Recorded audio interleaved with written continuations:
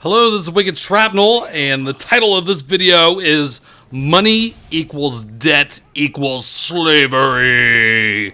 And it is over gameplay by TheModernKnifers, and I'll put a link to their channel in the description.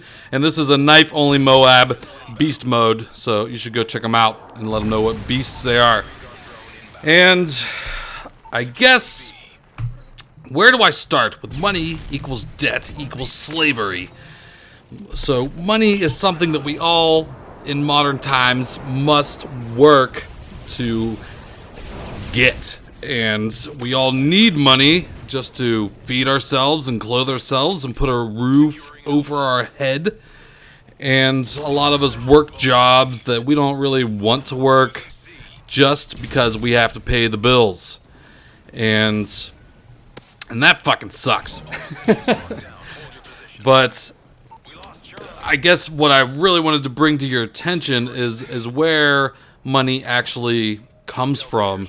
And it used to be that money was backed on a gold standard or silver or precious metals because they're a finite resource. There's only so much of them, so it kept the money supply under control so that people couldn't just create money out of thin air.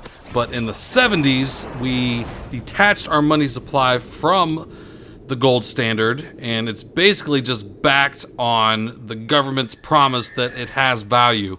And the government, well, not the government itself, the government borrows money from a private bank, which is the Federal Reserve Bank. There's nothing federal government-wise about the Federal Reserve Bank. It's a private bank that loans money to the government at interest, so the government has to pay it back, and it uses our tax dollars to pay the interest on the money that it borrows.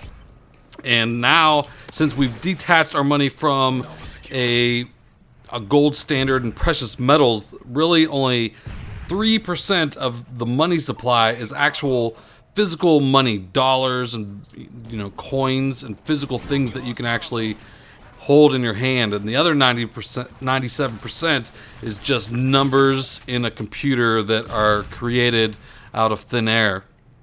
And when the government just creates money by borrowing money from the private Federal Reserve Bank, any money that is put into circulation, it inflates the money supply, which devalues our money. So just having $100 and you want to save that $100 and you stick it under your mattress, and over a period of like 10 years, that $100 is going to have less buying power just because of the Federal Reserve Bank and the government creating money out of thin air and pumping more money into the system, which makes the money as a whole worth less. And that sucks too, because you used to be able to, you have gold and it had a certain value, and that value would hold true over a long period of time. But now our money becomes worth less and less. We have less purchasing power with our money over time just because of all this money that's just created out of thin air and backed by nothing.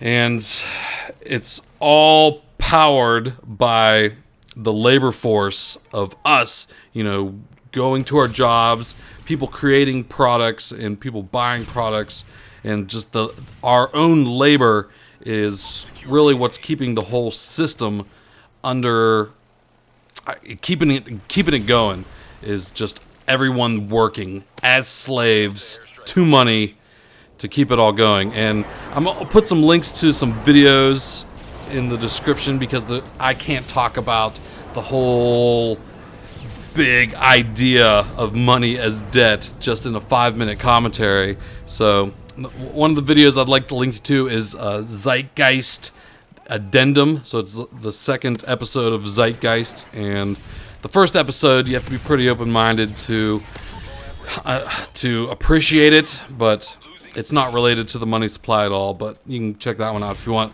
But Zeitgeist 2 Addendum is one that I'd like you to check out, just on where money comes from and the whole money is debt and debt is slavery. So that was the MOAB. MOAB is dropping, And I hope you enjoyed this commentary and hope it sparks your interest to just learn more about the topic. And let me know what you think in the comments. So talk to you later. Take it easy.